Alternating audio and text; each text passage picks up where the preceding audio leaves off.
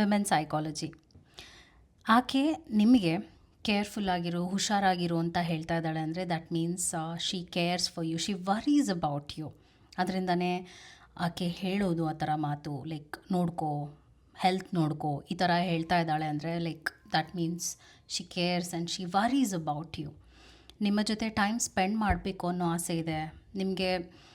ನಿಮ್ಮ ಹತ್ರ ಟೈಮ್ ಕೇಳ್ತಾ ಇದ್ದಾಳೆ ಅಂದರೆ, ಅಥವಾ ಏನಾದ್ರು ಪ್ಲ್ಯಾನ್ ಮಾಡ್ತಾ ಇದ್ದಾಳೆ ನಿಮ್ಮ ಜೊತೆ ಅಂದರೆ ದಟ್ ಮೀನ್ಸ್ ನಿಮ್ಮ ಪ್ರೆಸೆನ್ಸ್ ಆಕೆ ಲೈಫ್ನಲ್ಲಿ ಒಂದು ಸ್ಪೆಷಲ್ ಫೀಲ್ ಕೊಡುತ್ತೆ.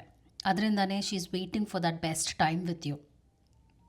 ಅಪಾಲಜಿ ಮಾಡ್ತಾ ಇದ್ದಾಳೆ, ಆಕೆ ಸಾರಿ ಕೇಳ್ತಾ ಇದ್ದಾಳೆ, ರಿಲೇಷನ್ಶಿಪ್ನ ಸರಿ ಮಾಡ್ಕೋಬೇಕು ಅನ್ನೋ ಇಂಟೆನ್ಷನಲ್ಲಿದ್ದಾಳೆ ಅಂದರೆ ದಟ್ ಮೀನ್ಸ್ ಡ್ರ್ಯಾಗ್ ಮಾಡಬಾರ್ದು, ರಿಲೇಷನ್ಶಿಪ್ನಲ್ಲಿ ಆದಷ್ಟು ಬೇಗ ಪೀಸ್ ತರಬೇಕು ಮತ್ತು ನಿಮ್ಮ ಮೆಂಟಲ್ ಸ್ಟೇಟಸ್ನ ಕೂಡ ಒಂದು ಕಾಮ್ನೆಸ್ ಮಾಡಬೇಕು ಅನ್ನುವಂಥ ಒಂದು ಇಂಟೆನ್ಷನ್ ಇಟ್ಕೊಂಡೆ ಆಕೆ ಸಾರಿ ಕೇಳ್ತಾಳೆ ಮತ್ತು ರಿಲೇಷನ್ಶಿಪ್ನ ಸರಿ ಮಾಡೋಕ್ಕೆ ಬರೋದು, considering your mental peace also over there.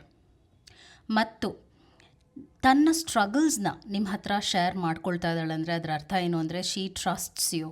ನಿಮ್ಮ ಜೊತೆ ಒಂದು ಇಮೋಷ್ನಲ್ ಕ್ಲೋಸ್ನೆಸ್ ಮತ್ತು ಬಾಂಡಿಂಗ್ನ ಬಿಲ್ಡ್ ಮಾಡ್ಕೊಳ್ಳೋದಕ್ಕೆ ಹಾಗೆಲ್ಲ ಮಾಡ್ತಾ ಇದ್ದಾಳೆ ಅಂತ ಅರ್ಥ.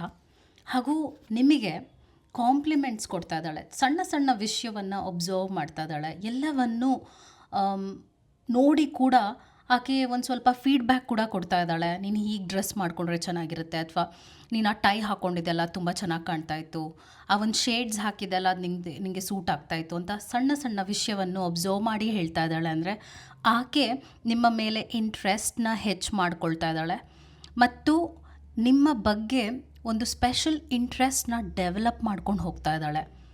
ಹಾಗೂ ನಿಮ್ಮ ಅಟೆನ್ಷನ್ ಆಕೆಗೆ ಬೇಕಿರೋದ್ರಿಂದನೇ ಶಿ ಈಸ್ ಟಾಕಿಂಗ್. ಅದರಿಂದನೇ ಎಲ್ಲ ಮೈನ್ಯೂಟ್ ಸ್ಮಾಲ್ ಥಿಂಗ್ಸ್ನು ನೋಟಿಸ್ ಮಾಡ್ತಾ ಇದ್ದಾಳೆ.